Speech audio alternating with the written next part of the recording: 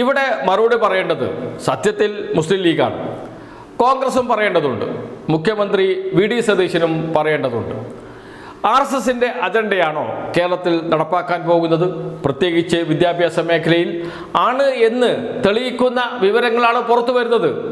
പക്ഷേ മുസ്ലിം ലീഗ് മിണ്ടുന്നില്ല, ജമാഅത്തെ ഇസ്ലാമി മിണ്ടുന്നില്ല, കോൺഗ്രസ് നേതൃത്വവും മിണ്ടുന്നില്ല, UDFലെ ഒരു ഘടകകക്ഷിയും ഇത് സംബന്ധിച്ച് അഭിപ്രായം പറയുന്നില്ല. RSSന് കൃത്യമായ ഒരു രാഷ്ട്രീയ അജണ്ടയുണ്ട്. അത് യുവതലമുറയെ തീവ്ര ഹിന്ദുത്വ ആശയത്തിലേക്ക് കൊണ്ടുവരിക എന്നതാണ്. അതിനവർ ഉപയോഗിക്കുന്നത് വിദ്യാഭ്യാസ മേഖലയാണ്, സിലബസുകളെയാണ്, പാഠ്യപദ്ധതിയെയാണ്.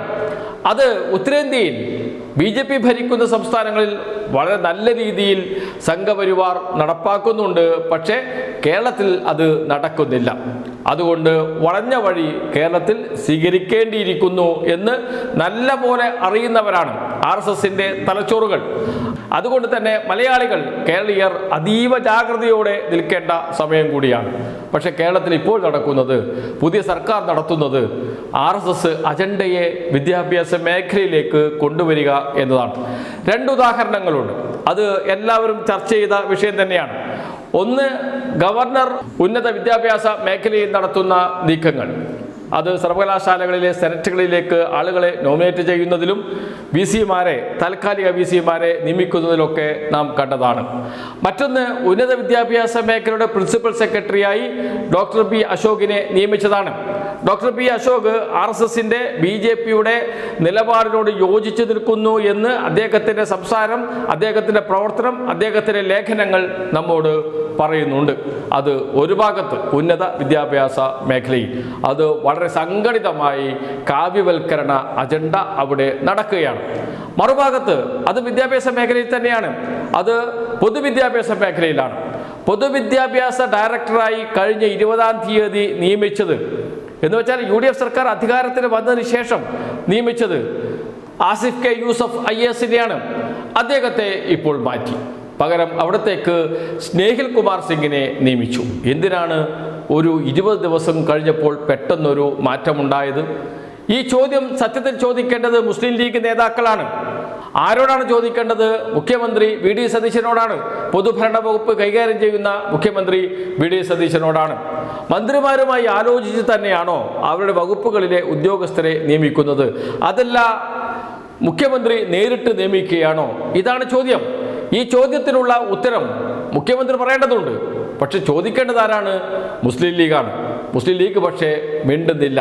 അതുകൊണ്ടാണ് പറയുന്നത്, ഇപ്പോഴത്തെ കാവ്യവൽക്കരണ അജണ്ടകൾ നടപ്പാക്കുന്നത് മുസ്ലിം ലീഗും കോൺഗ്രസും ചേർന്നാണോ? ഇത് UDFന്റെ നയമാണോ?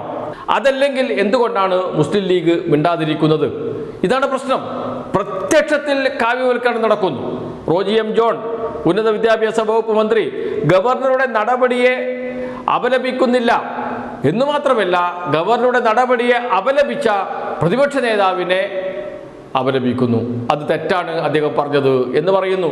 അപ്പോഴും MG സർവകലാശാലയിൽ 19 BJP നേതാക്കളെ സെനറ്റിലേക്ക് നോമിനേറ്റ് ചെയ്തത് തെറ്റാണ്, അത് ശരിയല്ല, ഗവർണറുടെ നടപടി അത് തെറ്റാണ് എന്ന് പറയുന്നില്ല. അവിടെയാണ് പ്രശ്നം. പക്ഷെ അതിനെതിരെ ഉയർന്നു വരുന്ന പ്രതിഷേധങ്ങളെ തള്ളിപ്പറയുകയും ചെയ്യുന്നു. ആര്? ഉന്നത വിദ്യാഭ്യാസ വകുപ്പ് മന്ത്രി. മുഖ്യമന്ത്രി വി.ഡി. സതീശനാകട്ടെ ഇത് സംബന്ധിച്ച് ഒരഭിപ്രായവും പറയുന്നില്ല. വാർത്താ സമ്മേളനത്തിൽ ഇതേക്കുറിച്ച് ചോദിച്ചോ അദ്ദേഹത്തോട് എന്നറിയില്ല. പക്ഷെ അദ്ദേഹം ഒരു അഭിപ്രായം പറഞ്ഞതായി ഇതുവരെയും വാർത്തയിൽ വന്നിട്ടില്ല. അതോടൊപ്പം തന്നെ മുസ്ലിം ലീഗ് ഒന്നും വേണ്ടുന്നില്ല. നേരത്തെ വിദ്യാഭ്യാസ വകുപ്പ് മുഴുവനും, ഉന്നത വിദ്യാഭ്യാസ വകുപ്പും പൊതുവിദ്യാഭ്യാസ വകുപ്പും മുസ്ലിം ലീഗിന് നൽകിക്കൊണ്ടിരുന്നതാണ്. ഇപ്പോൾ അത് വിഭജിച്ച് ഉന്നത വിദ്യാഭ്യാസം റോജി M. ജോണിന് നൽകി, കോൺഗ്രസ് നേതാവിന് നൽകി. അദ്ദേഹമാണ് ഇപ്പോൾ മന്ത്രി. കോൺഗ്രസ് എടുത്തു ഉന്നത വിദ്യാഭ്യാസ വകുപ്പ്. പൊതുവിദ്യാഭ്യാസ വകുപ്പ്, സ്കൂൾ വിദ്യാഭ്യാസം മുസ്ലിം ലീഗിന് തന്നെ നൽകി. പക്ഷേ മുസ്ലിം ലീഗിന് നൽകിയ പൊതുവിദ്യാഭ്യാസ വകുപ്പിൽ മെയ് 20 നടത്തിയ ആസിഫ് കെ യൂസഫിൻ്റെ നിയമനം, ഡയറക്ടറായി അദ്ദേഹത്തെ നിയമിച്ചത് എന്തിന് മാറ്റി? 10 ദിവസം 20 ദിവസം കഴിയുന്നതിന് മുമ്പ് തന്നെ എന്തിന് മാറ്റി? ഈ ചോദ്യം, ആ ചോദ്യത്തിനുള്ള ഉത്തരം പറയേണ്ടത് മുസ്ലിം ലീഗാണ്. മുസ്ലിം ലീഗ് മന്ത്രിയുമായി ആലോചിച്ചാണോ ഈ തീരുമാനമെടുത്തത്? അതല്ല മുഖ്യമന്ത്രി നേരിട്ടിടപെട്ട് മുസ്ലിം ലീഗുമായി ആലോചിക്കാതെയാണോ തീരുമാനമെടുത്തത്? അതേക്കുറിച്ച് പറയേണ്ടത് മുസ്ലിം ലീഗ് നേതാക്കൾ തന്നെയാണ്. എന്തുകൊണ്ടാണ് മുസ്ലിം ലീഗ് മൗനം, ഒരക്ഷരം പറയാതെ മിണ്ടാതിരിക്കുന്നത്? അതിനുള്ള ഉത്തരവും മുസ്ലിം ലീഗ് നേതാക്കൾ പറയണം. അതല്ലെങ്കിൽ ജനങ്ങൾ ചോദിച്ചുകൊണ്ടേയിരിക്കും. എന്ന് വെച്ചാൽ ഒരൊറ്റ പ്രശ്നമേ ഉള്ളൂ. വിദ്യാഭ്യാസ മേഖലയെ കാവ്യവൽക്കരിക്കുക എന്ന BJPയുടെ സംഘപരിവാറിൻ്റെ RSSന്റെ അജണ്ട കോൺഗ്രസ് ആണോ കേരളത്തിൽ നടപ്പാക്കാൻ മുൻകൈയെടുക്കുന്നത്? അതല്ല കോൺഗ്രസും മുസ്ലിം ലീഗും ചേർന്ന UDFന്റെ തീരുമാനമാണോ? അങ്ങനെയാണെങ്കിൽ അത് UDFന്റെ തീരുമാനമാണ് എന്ന് UDF ചെയർമാൻ കൂടിയായ മുഖ്യമന്ത്രി പറഞ്ഞാൽ മതി. UDF കൺവീനർ ഒരക്ഷരം മിണ്ടുന്നില്ല. അദ്ദേഹം ഈ രംഗത്തേ ഇല്ല. അദ്ദേഹം ചികിത്സയിലാണോ അതല്ല അദ്ദേഹം രംഗത്തുണ്ടോ എന്ന് പോലും അറിയില്ല. അതേസമയം മുസ്ലിം ലീഗ് നേതാക്കൾ PK കുഞ്ഞാലിക്കുട്ടി പരിണിതപ്രജ്ഞനായ രാഷ്ട്രീയ നേതാവാണ്.